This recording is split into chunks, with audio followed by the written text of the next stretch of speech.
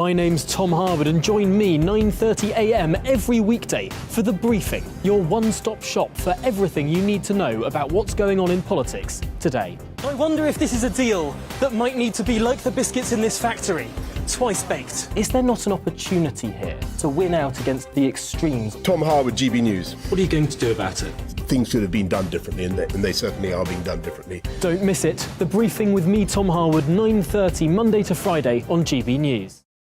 Where would you like to go? Just take me to the studio, please, mate. You know where you're going. I've got a show to do. Friday Night Feast on GB News, 7 p.m. And it's like nothing you've ever seen before. We take a different angle on the week's biggest news stories. The viewers and listeners set me some absolutely mad challenges to do. We tried to rehome a rescue dog. And yes, there's some other wacky stuff in there as well. I feel like I could take on the world. Well, that's that. Friday Night Feast with me, Patrick Christie's, every Friday, 7 till 9 p.m. on GB News. Be there.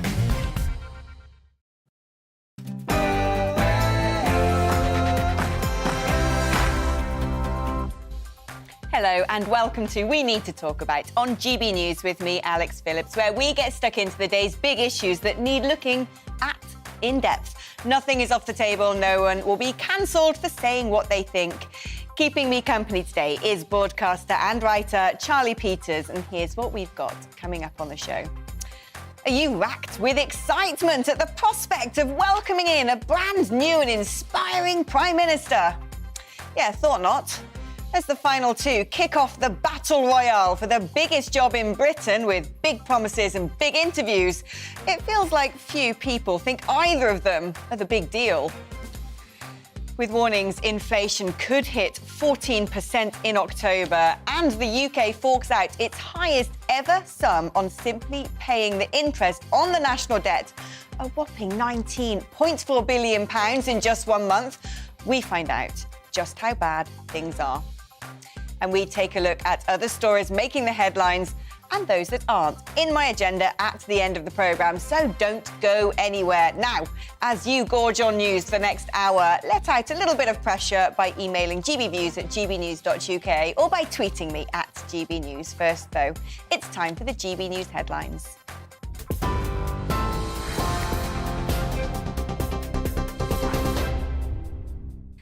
Thank you, Alex. Good afternoon. It's 1 minute past 2. I'm Rhiannon Jones in the GB newsroom. Rishi Sunak and Liz Truss have begun their head-to-head battle to become the next Prime Minister. The former Chancellor and the current Foreign Secretary are the final two contenders after Penny Mordaunt was eliminated yesterday. They'll now take part in a series of hustings and live TV debates over the summer. More than 160,000 Conservative Party members will then decide who should take over from Boris Johnson, with voting open until the 2nd of September. Ms Truss told GB News if she becomes Prime Minister, the Tory party will win the next election. What people right across Britain care about is how we are going to help them with the cost of living, how we're going to unleash opportunity. And I'm somebody who can get things done in government. I've shown that I'm willing to push things through Whitehall, and that's why we need to cut taxes. We shouldn't have raised national insurance in the first place. We need to cut it now. We need a moratorium on the green energy levy to cut people's fuel bills. And we need to power recovery by attracting investment, getting new businesses to set up. Well, Shadow Justice Secretary Steve Reid told GB News both candidates represent everything that's wrong with Boris Johnson's government.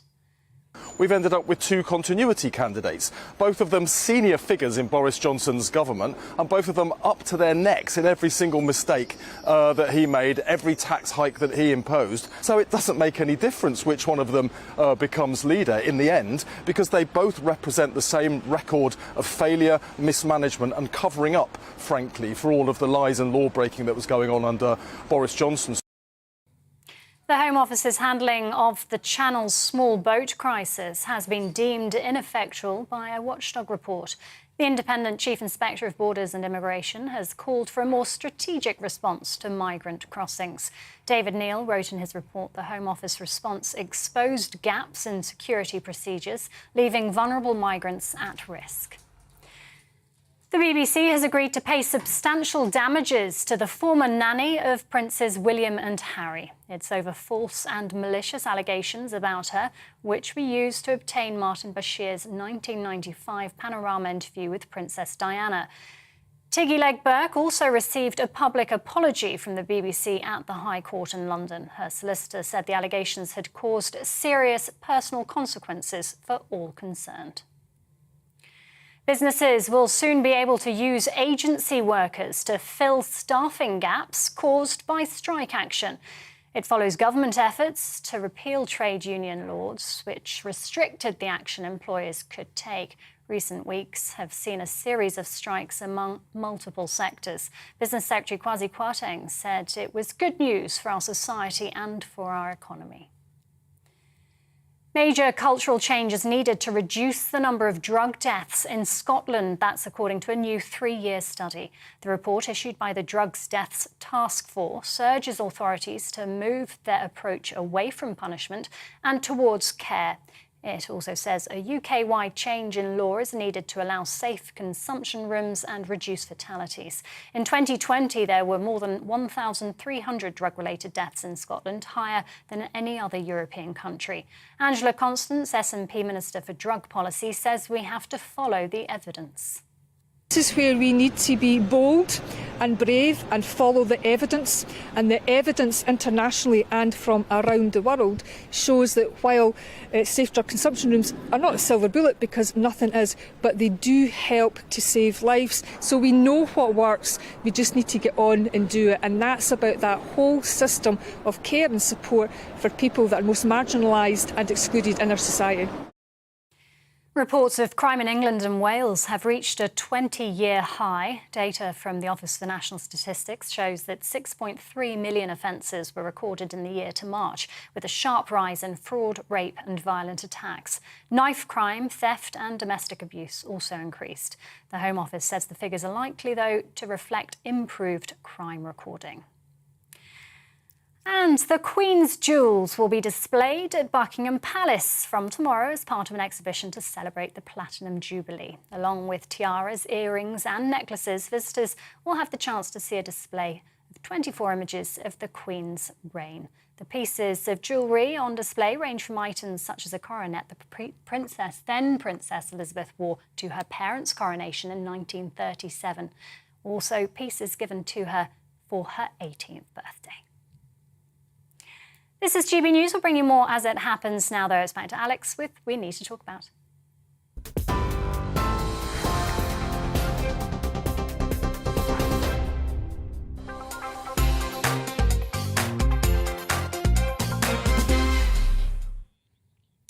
A collective groan echoed around the corridors of power and through branch meetings and steering committees of the party faithful.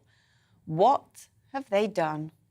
As Boris whooped "Hasta la vista, baby," leaving Prime Minister's questions for the last time, the "I'll be back" didn't even need to be spoken as Sir Graham Brady unveiled the final 2 candidates in the race to become the next Prime Minister. An emergency reinstatement looks likelier day by day as calls to add Boris to the ballot paper grow louder. The despairing sobs of Conservative members are there now presented with shopping channel jazz hands Rishi increasingly manic as he tries to sell poverty, and funeral parlour Liz monotonously unleashing her dirges of true Toryism as she denies summoning the phantom of Maggie Thatcher don't exactly bode well for the fresh start that both promise. Old Sunak was all right when he was printing dinner vouchers, and that truss looked the part atop that tank until she began to speak. Well, the new odds aren't on who will be the next Prime Minister, but how long either of them could actually last.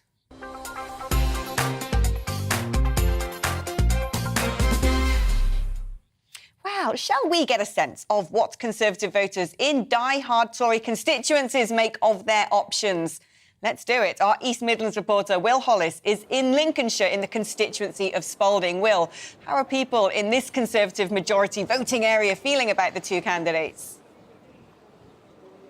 Yeah, Alex. Yeah, good afternoon. Where we are in Spalding, it's a town of about 35,000 people. It's the biggest town in South Holland and the Deeping. And what's interesting about this place is, as you say, it's a die-hard Conservative area. 75% majority here voted for the Conservatives. Everywhere you go, whether it's just because it's a blue day here, everybody seems to be wearing blue. A lot of people may be a little bit older here in Spalding, so maybe traditional Conservative voters. So it is the exact place where you need to get an idea of how people might feel. It's also 73% of people here voted for Brexit as well. So when you're looking at Liz Truss and Rishi Sunak, some of their key policies might be what people will be having arguments about while they're having dinner. So I've been out on the streets of Spalding asking people, who do you prefer, Liz Truss or Rishi Sunak? I have a feeling that a lot of the constituency might hold Rishi Sunak's wealth against him. So I know Rishi Sunak. I don't know Liz Truss at all. I don't know much about her. But Rishi Sunak, he very clever man. Rishi Sunak, I think he's a very talented man. Liz Truss, because I think we need a woman in now, because men seem to have messed up completely.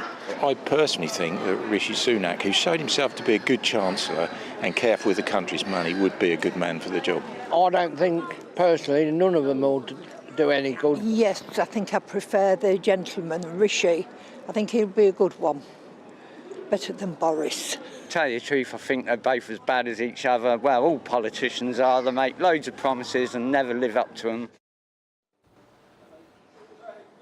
Yes, well, in this period now where members are going to be the people that decide the next Prime Minister, some of the things that people were saying were that Rishi got us through the pandemic, looked after the economy, but also Liz Truss seems like the person to carry on after Brexit. So those seem to be two of those main pulling factors that people here in Spalding might be considering. As I said at the start, it is a die-hard Conservative area. I had a few people that I asked whether they wanted to answer the question, and they said, I'm actually a Labour person, I'd like Keir Starmer, but I'm not going to say that on camera, certainly not in Spalding, because I'll never be able to visit the town centre again. So certainly some Labour people keeping their heads down, but a lot of Conservative voters here in this majority area divided as who should be the next Prime Minister.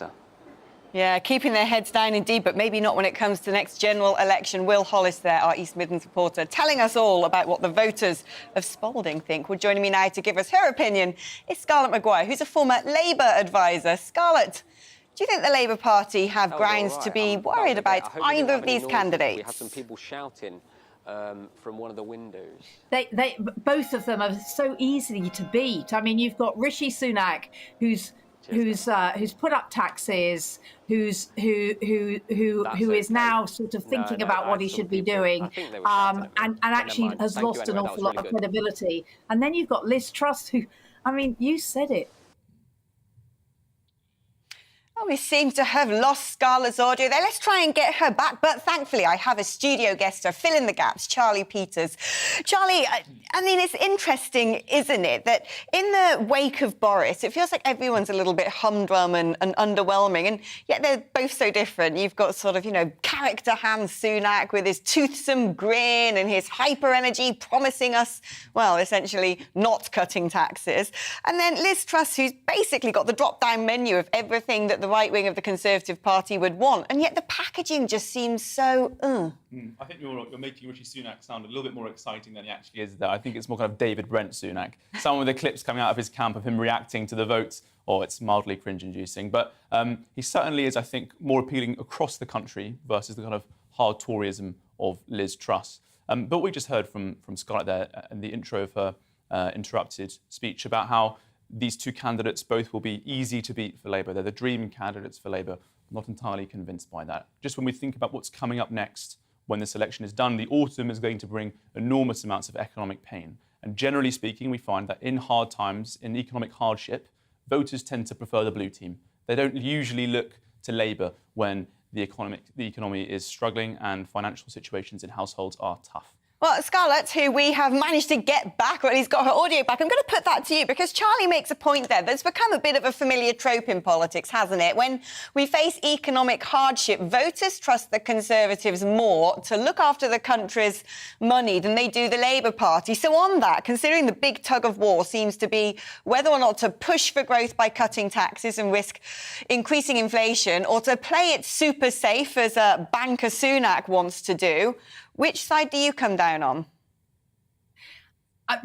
I mean, neither, because I think the problem with Rishi is the national insurance rise. Is that when he had a chance of actually putting more money into the health service, he chose the wrong one, and he really punished people who are at work. And that actually will not be forgiven. I mean, he might now say, "Oh, I'll do this and I'll do that."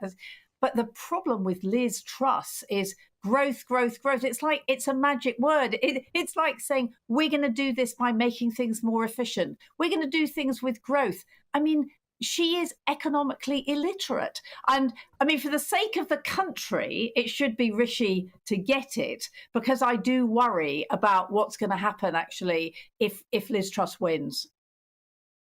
Stay there, Scarlett. But Charlie, do you agree with that? I was listening to some interesting interviews earlier with economists, and at the end of the day, the economy or understanding it is a bit of an art form. And there are people out there going, well, no, Liz Truss might actually have a point. Depending on what you cut, how you cut, it doesn't necessarily spike inflation. And potentially her model is based on this idea that we're going into a recession. Where do you stand on this? Who's got the right recipe? I think Scarlett was underestimating the problems with Rishi Sunak.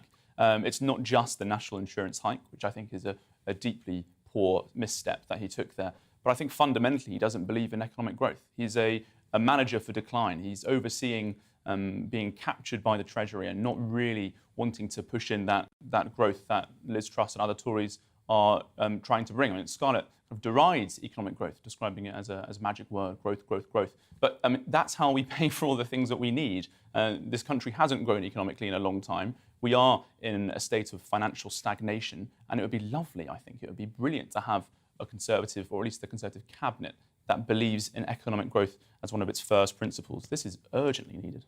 Yeah, and Scarlett, going back to you, let's park the economy to one side. It's all we tend to hear about at the moment. There are plenty of other things going on in the world. There's the constant chatter about what's going on socially, woke versus anti-woke. There's, of course, huge decisions to be made when it comes to foreign policy. Out of Sunak and Truss, who's got the most capable pair of hands for looking after the other elements of our national interest? I mean, I think if you look at the electorate as a whole, and even the Conservative electorate, woke and anti-woke actually isn't a big deal. I think foreign policy is massive. We know nothing about Rishi Sunak and foreign policy. What we know about Liz Truss is she wants to be Margaret Thatcher. I mean, Liz Truss, all these people who say that Rishi Sunak has betrayed Boris because he's been planning his election campaign, Liz Truss has been on manoeuvres since she got in as foreign policy, as secretary as foreign secretary. I mean, there is no question. Her pictures of the a la Mrs. Thatcher in the tank. Liz Truss is absolutely going, and what she wants. I mean. What she will certainly be supporting the Ukrainians. She'll be certainly supporting the war. Whether she'll actually be saying, what do we want at the end of this, apart from Vladimir Putin to have a bloody face, I don't know. And that, what I'm worried about is there are no nuances to her. Is she just sort of, I mean, she's like a tank. She just goes on. Yeah, Charlie, finally back to you. I mean, Scarlett does have a point there. For a Foreign Secretary, thankfully, she doesn't have a massive international profile because on 2 occasions, she's had to be corrected by Downing Street or the Minister of Defence. First of all, when she suggested that indeed Brits should go out and help the war effort in Ukraine and fight on the ground. And then talking about pre-arming Taiwan, essentially really poking the Beijing bear. Yes. I think this is a part of a broader problem that Liz Truss has, which is she's not a particularly competent media performer. Often she says things she doesn't mean, and she's quite wooden, and I just don't know, a little bit weird on camera, I think. It doesn't make me feel comfortable watching her. And I think perhaps, and I can't read into this too much, but often it feels as though when Liz Truss is on camera, she might say 1 or 2 incorrect things just to kind of move things along, which just feels like a kind of a natural impulse. But I want to take it back quickly to the comment we heard before from Scarlett about how woke and anti-woke isn't particularly important in the electorate. I think it matters enormously in the Conservative Party, who are going to choose the next Prime Minister. I think the members in the Conservative Party, when they were surveyed by Conservative Home who they wanted to be the next Prime Minister, they overwhelmingly looked towards Kemi Badenoch, who opened a double-digit lead over the nearest competitor. And that was because, I think, Kemi was positioning herself as the culture war candidate. Members, and I think lots of people across the country, recognise that these vast changes to social issues and the structure of our country in our institutions has an enormous effect on our way of life, and it's important to fight on it. Charlie, thank you ever so much. Scarlett Maguire, wonderful to have you back on the programme as well. Always lovely talking to you. I also like talking to you back at home or listening on the radio. Let me know your views. Would you vote for Rishi Sunak or Liz Truss for PM? Have we been a little bit hard on them? Does one of them really stand out to you as exactly the sort of person that we should give the keys to number 10 to? Email me, gbviews@gbnews.uk, or, of course, you can tweet us at GBNews. You are with GB News on TV and radio. Coming up, as inflation surges, we'll speak to a Manchester landlord who says he's being forced to give up one of his pubs because of rising costs and fewer customers. Time for a short break now and a check on the weather forecast. Back in a bit.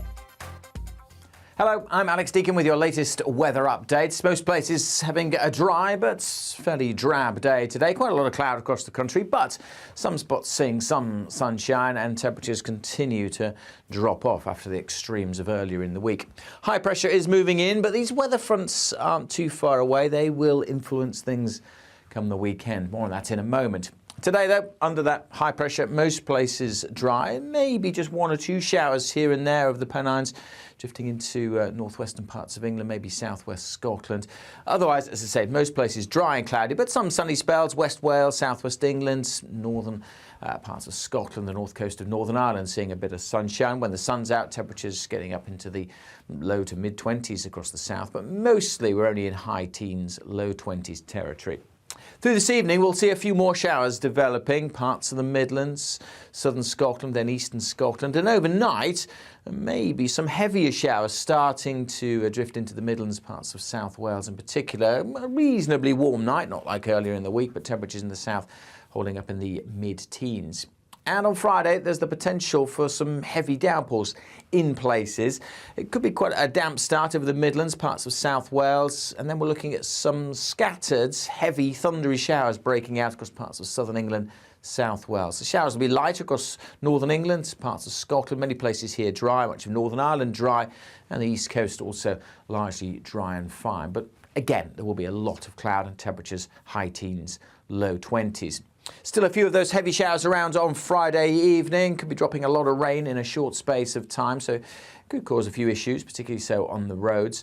As we go into the weekend, those weather fronts we talked about earlier out west will be moving in with low pressure, so some wet and increasingly windy weather to the northwest, but staying mostly dry and getting warm once more across parts of the southeast.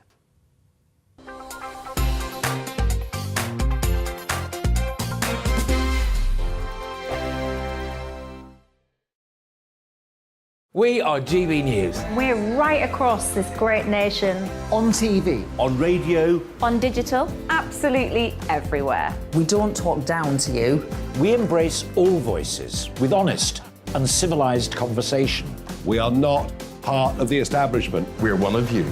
And we're only getting started. Join us on GB News, the People's Channel. Britain's news channel.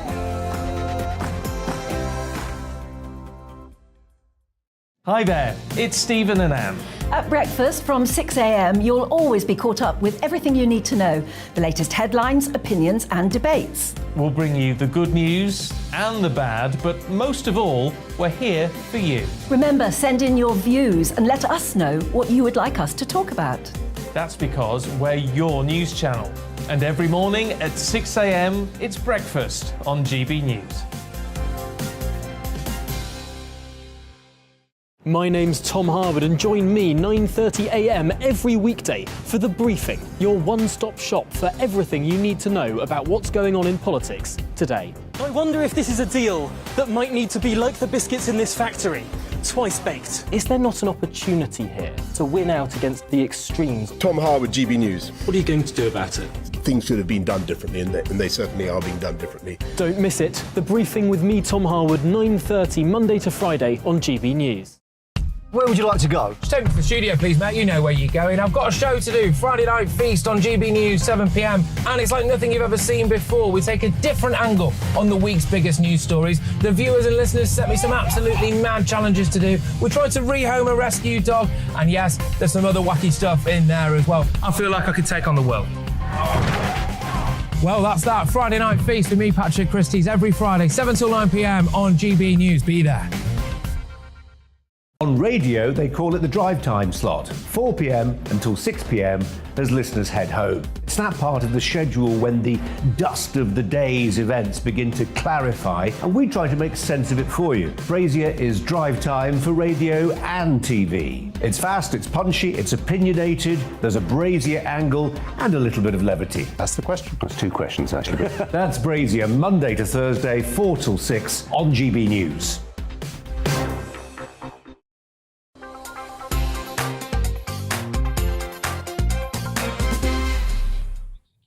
Often the first thing to go when you're scrimping and saving is a nice meal out. Instead, small calculating scrums are assembling around the reduced fridge in the supermarket, hungrily eyeing that almost out-of-date package being scrutinised by another savvy shopper. Is the meat turning green yet? Would it go with that dog-eared broccoli for 3 pence that's already in your basket? The packet is put down. The scrum politely reshuffles. Lamb's liver. Better luck next time. But when your bread and butter is to serve people more than just bread and butter, a wave of national thrift isn't about to bring home the bacon. Having spent 849 million quid on Eat Out to help out, the post-monetarism inflation now baked into the economy is hitting hospitality the hardest. Joining me on the show now is the landlord of Furbank Pub, Simon Delaney. Simon, have you seen big changes in the amount of people walking through your door to come and get a pint? Good afternoon, Alex. Yeah, massive changes. Obviously, we come out of the pandemic and there's new lifestyle changes. So we were faced with just less people coming into the pub. You know, lots of my friends have got swanky bars now in their back gardens and man caves and everything. So we knew that we had a problem.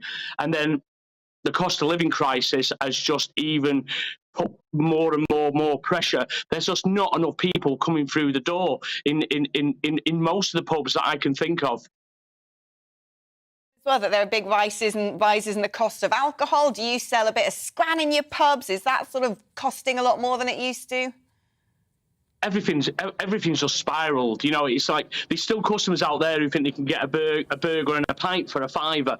You know, them days have gone. The costs to me have just gone through the roof. Yeah, both my pubs, I've got two pubs at the moment. One, I'm actually coming out of one of the pubs, as you mentioned earlier. I've had to give my notice because we can't make it viable. And we have to pass on them expenses to the customer, because otherwise we just become busy fools. We're not making money. So, you know, the increases are going up, but it gets to a point where we can't increase the prices anymore. People aren't going to pay the prices that we have to pay, charge. £9. For me to maintain £9, I would have to charge for soup. This is soup that I would only charge £4 just a couple of years ago. That's how much the prices and the increases I've got from suppliers.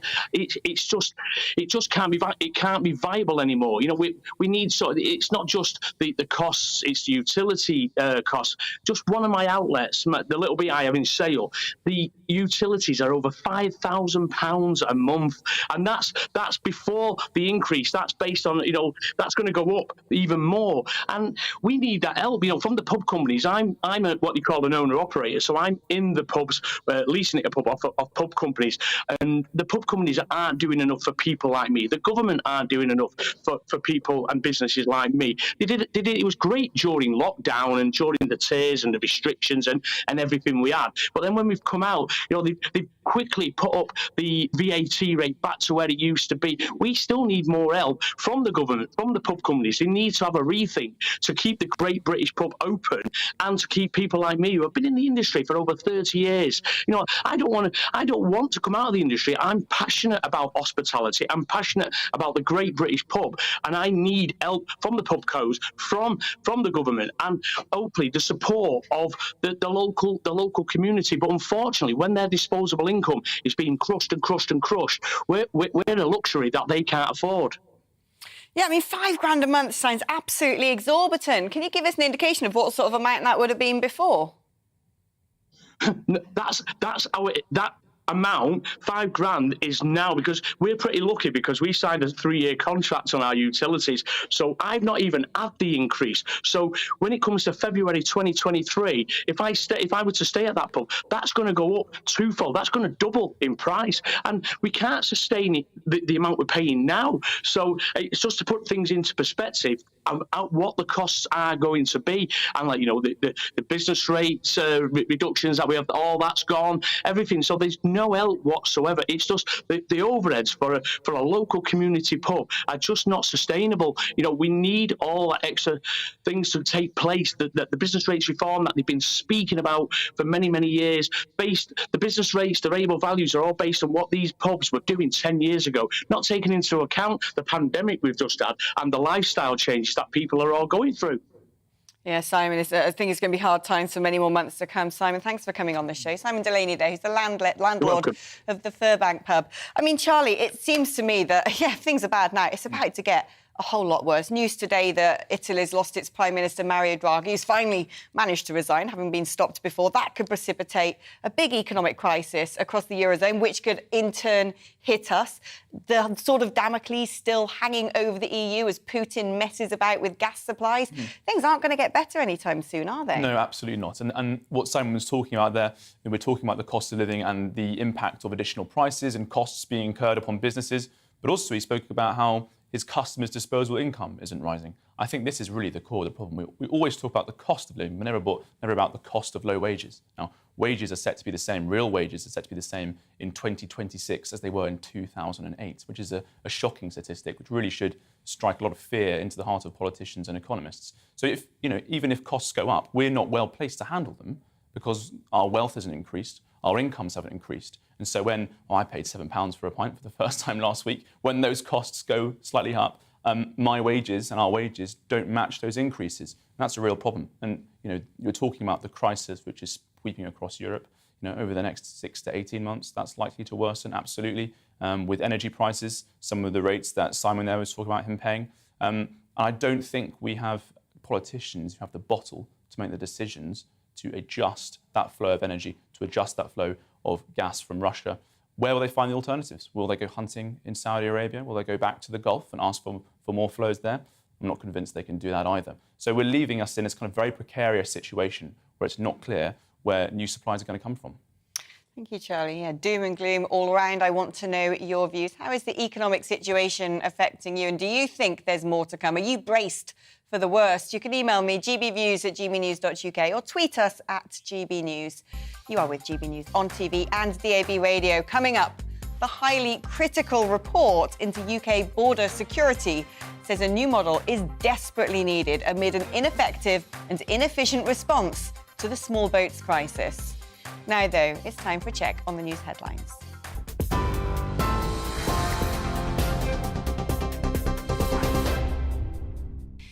It's 2:32. I'm Rhiannon Jones in the GB newsroom. Rishi Sunak and Liz Truss have begun their head-to-head battle to become the next Prime Minister. The former Chancellor and the current Foreign Secretary are the final two contenders after Penny Mordaunt was eliminated yesterday. More than 160,000 Conservative Party members will now decide who should take over from Boris Johnson. Ms Truss told GB News she'll correct mistakes of the past. Need to cut taxes. We shouldn't have raised national insurance in the first place. We need to cut it now. We need a moratorium on the green energy levy to cut people's fuel bills. And we need to power recovery. Boris Johnson could face a by-election to remain as an MP if an inquiry rules he lied to Parliament over the Partygate scandal. Commons Speaker Sir Lindsay Hoyle has confirmed that if he's suspended from the Commons for 10 days or more, he could face a recall petition. Boris Johnson would be able to stand in any resulting by-election. The BBC has agreed to pay substantial damages to the former nanny of Princes William and Harry. It's over false and malicious allegations about her used to obtain Martin Bashir's 1995 Panorama interview with Princess Diana. Tiggy Legberg also received a public apology from the BBC at the High Court in London. The Home Office's handling of the Channel's small boat crisis has been deemed ineffectual by a watchdog report. The Independent Chief Inspector of Borders and Immigration has called for a more strategic response to migrant crossings. David Neal says the Home Office response exposed gaps in security procedures, leaving vulnerable migrants at risk. And reports of crime in England and Wales have reached a 20-year high. Data from the Office for National Statistics shows that 6.3 million offences were recorded in the year to March, with a sharp rise in fraud, rape and violent attacks. The Home Office says the figures are likely to reflect improved crime recording. TV online and DAB Plus radio, this is GB News. It's back to Alex with what we need to talk about in just a moment. Don't go anywhere.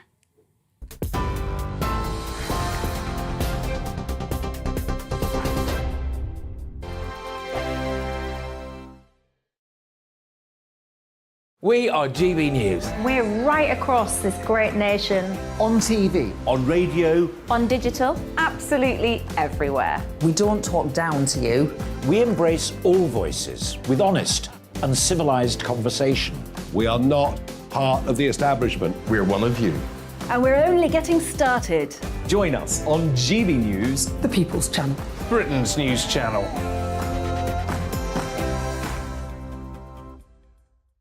Hi there, it's Stephen and Anne. At breakfast from 6 a.m, you'll always be caught up with everything you need to know, the latest headlines, opinions and debates. We'll bring you the good news and the bad, but most of all, we're here for you. Remember, send in your views and let us know what you would like us to talk about. That's because we're your news channel. And every morning at 6 a.m, it's breakfast on GB News. My name's Tom Harwood and join me 9:30 a.m. every weekday for The Briefing, your one-stop shop for everything you need to know about what's going on in politics today. I wonder if this is a deal that might need to be like the biscuits in this factory, twice baked. Is there not an opportunity here to win out against the extremes? Tom Harwood, GB News. What are you going to do about it? Things should have been done differently, and they certainly are being done differently. Don't miss it. The Briefing with me, Tom Harwood, 9:30 Monday to Friday on GB News. Where would you like to go? Just take me to the studio, please, mate. You know where you're going. I've got a show to do. Friday Night Feast on GB News, 7 p.m. And it's like nothing you've ever seen before. We take a different angle on the week's biggest news stories. The viewers and listeners set me some absolutely mad challenges to do. We tried to rehome a rescue dog. And yes, there's some other wacky stuff in there as well. I feel like I could take on the world. Well, that's that. Friday Night Feast with me, Patrick Christie's, every Friday, 7 till 9 p.m. on GB News. Be there. Our GB News. We're right across this great nation. On TV. On radio. On digital. Absolutely everywhere. We don't talk down to you. We embrace all voices with honest and civilised conversation. We are not part of the establishment. We're one of you. And we're only getting started. Join us on GB News, The People's Channel. Britain's news channel.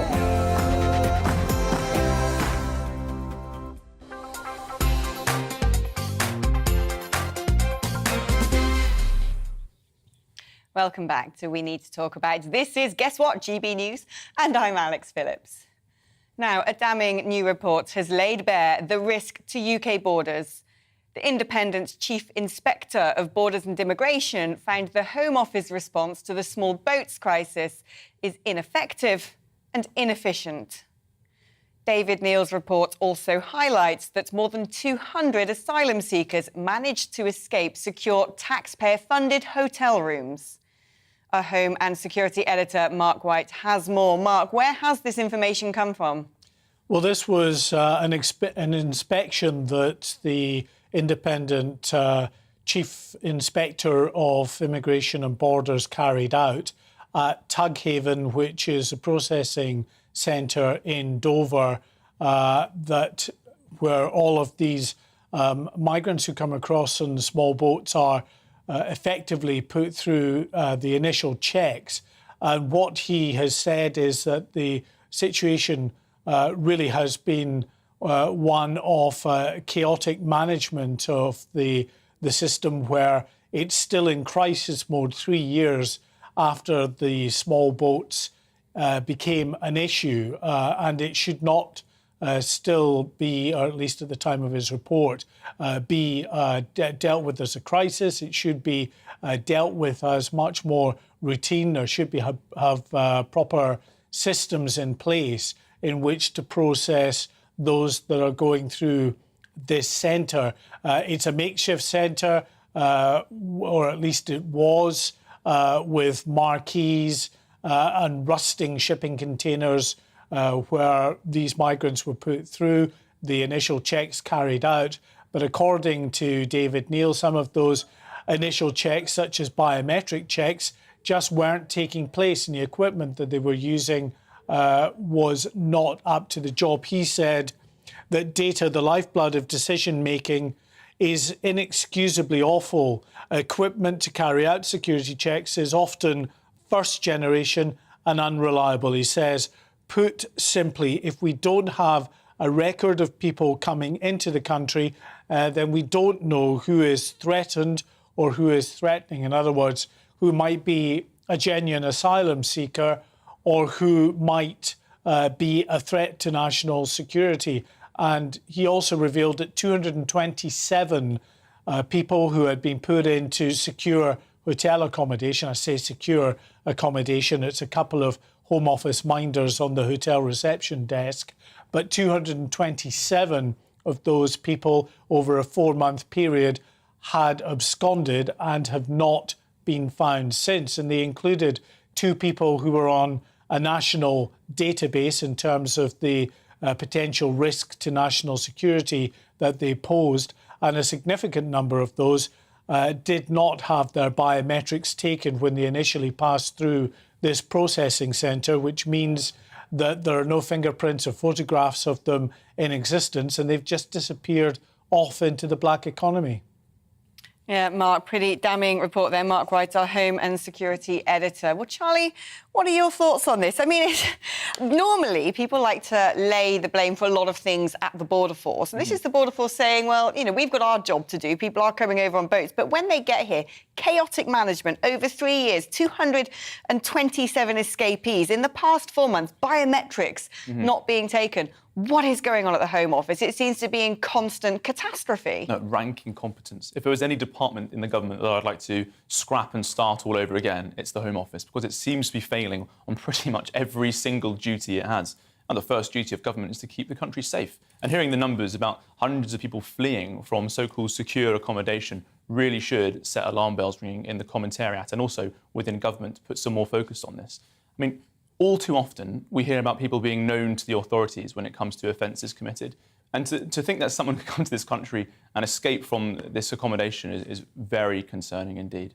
Would you say that the blame should be laid right at the very top? Priti Patel. Yes. I mean, before her, people actually said that Theresa May was a relatively competent manager of what is an incredibly difficult government department. She didn't win many favours for things such as police cuts, stop and search. But it does seem to me that there have been a huge amount of failings since Patel was in charge. Yes, and I think Priti Patel has garnered this reputation of being a very hard-headed, strong and severe Home Secretary. But actually, under her watch, net migration has gone to over 1 million a year. So the disparity between the image and the PR versus what actually is delivered by the Home Office is vast. Now, it seems to me that while she's a great pick for PR and the image of the Cabinet, she's not actually a particularly useful legislator. Now, you talk about Theresa May, she was in that post for a long time, I think the longest Home Secretary we've had in living memory. And that basic level of competence is precisely what's needed in that post, and Priti Patel does not seem to be providing it whatsoever. I mean, when it comes to what the UK could and should be doing, and where are the solutions here? The government came out of a plan to try and stop boats from coming, a deterrent through the threats of deportations to Rwanda. When they get here, they're being put in hotels. Where else should we put them? What could we actually be doing? Well, you could build more detention centres. I'm in favour of more prisons, more detention centres. We're spending £5 million a day on hotels, on storing migrants who shouldn't be here in the first place. That's a ludicrous sum. So I'm very much in favour of creating new centres to store these people. And also we should actually try and do something to prevent our borders from being so porous that they might as well not exist. So smash the gangs that are operating in northern France, embolden the security services and the National Crime Agency to start taking out some of these people, as the Australian government did, dealing with its own illegal immigration problem. We are definitely too soft on these criminal gangs. We allow them to operate with near impunity in northern France and across Europe. It's time we actually hit them hard. Yeah, a lot of that also takes significant amounts of cooperation from our friends and allies who I suspect might not be too unhappy to see those boats cross the channel. True. Charlie, thank you ever so much. Now, a second appeal hearing on whether the life support system for 12-year-old Archie Battersby should be switched off is being held this afternoon. Specialists at the Royal London Hospital think it's highly likely he is brain dead, while Archie's parents disagree. Archie was found unconscious at his home in Southend in April. GB News East reporter Ellie Costello has more. Well, this is a very sad case which started 3.5 months ago when 12-year-old Archie Battersby was found unconscious at his home in Southend in Essex with ligature marks around his neck. Now, his family believe that he was taking part in some sort of online challenge that had gone tragically wrong.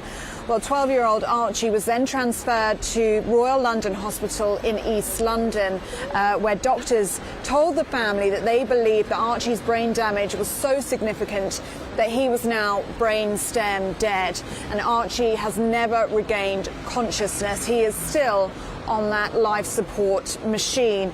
Well, there have been 2 hearings which have taken place since then to determine whether Archie should have his life support machine switched off. The judges so far have ruled that he is technically dead, that he died on the date of his MRI scan on the 31st of May. At the last hearing, the judge said that this was a tragedy of immeasurable dimensions, but it was in Archie's best interests to stop his medical care. The judge said on Friday that continuing the treatment was futile and it serves only to protract his death whilst being unable to prolong his life. While the family argue that Archie needs more time, they point to the coronavirus pandemic and they describe people that were on ventilators for 6 months to a year, and they say that 12-year-old Archie just needs more time to recover. They are also a Christian family and they believe that only God should decide when Archie dies. That's just one of the reasons why this appeal is taking place. It's the second appeal by this family to keep Archie on his life support machine. And we will hear those arguments in court this afternoon in front of 3 judges. And it does depend on what happens this afternoon, on how the family proceeds. Now, those 3 judges may go opposite to what has been said by the previous 2 judges. They may decide that Archie should stay on his life support machine. That is exactly what the family is hoping will happen this afternoon. But they could well agree with the previous 2 judgments and say that the treatment should stop. Now, if that happens, the family have already said they will take this case as far as it can go and they will fight as hard as they can for their son Archie. So we could see them lodge another appeal which could then be heard in the Supreme Court. But after 3 appeals, and that would be the 3rd appeal, the family are now in uncharted waters, and it does look as though they could be running out of road. That was our GB News South East reporter Ellie Costello on the story of Archie Battersby. We've been following that very closely on this show. Well, now lots of you have been getting in touch during the programme with your views on some of the other subjects we've been talking about today. Tim says, Johnson is the cause of all of this. He allowed Sunak to be a socialist chancellor. It's got to be Truss. Her economic policy will promote growth. Bit concerned about the borrowing, though. Kemi would have shrunk the state. It's all very worrying. Evan says Sunak in control caused the economic crisis, so why is anyone going to vote for him to fix it? Jack says definitely not Rishi. He was a useless chancellor and gave all our money away with loans, furlough and billions in rubbish PPE rejected by China and disloyal. Wow, not many of you liking Rishi out there. Well, it's already that time of the programme where we bid farewell to the big news stories of the day and usher in the odd and the odious from the little buried snippets under the news app refresh button. It's time for my agenda. Oh, if there's something the British do so well, it's classism. Already, the contest about who gets the keys to number 10 comes with a side competition about who has the most working-class merits. Billionaire Sunak's distant relative once had to grope for coins down the back of a sofa. Truss is from the north, which automatically makes her like an extra in the musical adaptation of Oliver. Well, apparently, such classism could land you in trouble if the British Psychological Society gets their way. They want equality laws to include snobbery. Now, as a Gloucester girl who went to a prestigious university, I had my fair share of bullying from the gap year Ras, who I had to serve champagne to while getting minimum wage to buy a tin of corned beef to sustain me through my lectures. And as a result, I've developed a healthy disdain for rich folk. But it seems to me, ever since the birth of the chav on reality shows, the more skint and stupid you are, the better. The real victims of prejudice are the Gammons and the Karens of Middle England. Now, keeping up his YOLO Bojo mojo, the PM skipped out of Parliament yesterday and straight to a helipad to take a chopper all of the 43 miles to the outskirts of London to live it up at the Grace and Favour country retreat before he loses the trappings of high office. Now, I would have preferred, in his twilight weeks of power, he added to his burgeoning bucket list of a weekend rave down Chequers and flying a fighter jet by setting his armed biker cops in the ministerial cavalcade upon the protesters glued to the M25. Grown-up weirdos who once read a kid's book about wizards and decided to turn its fictional sport played on broomsticks into an actual international competition have now become so distraught at the prospect of scary words, they're having to rename it. Quidditch, which apparently has been adapted to be played by full-grown adults who frankly should know better, is now going to be officially renamed Oddball. Oh, no, I mean Quadball. Because, you know, a woman who literally made billions from writing words pointed out the definition of female. And apparently there are plans to remake Love Island. But instead of the polyfillared, waxed and burnished Gen Zers with their mental health issues and Instagram accounts, the producers want to actually use older folk as contestants instead to try to get some half-witted dialogue on air. Good. Finally, some humans who might be able to withstand the emotional highs and lows of reality and life's hard knocks.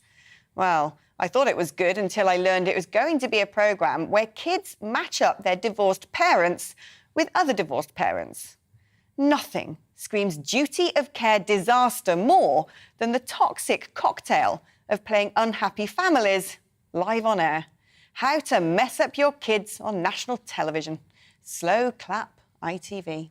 Well, let's give Charlie Peters the final word today. Anything you want to sink your teeth into from that smorgasbord of horror? Absolutely. Well, as one of those hyper-privileged posh boys you hated at university, I'm going to take us back to the British Psychological Society and its comments on classism. Now, I'm certainly of the view, as I think as are you, that classism is a very unhealthy and separating and dividing line in society. But I'm also equally nervous about the expansion of our equalities industry, the umbrella through which people start to look at themselves as unique and interesting, deciding on their characteristics, you know, be it race, gender, sexuality, religion. If you add class into that as well, I think we're just piling more needless identifiers into the mix.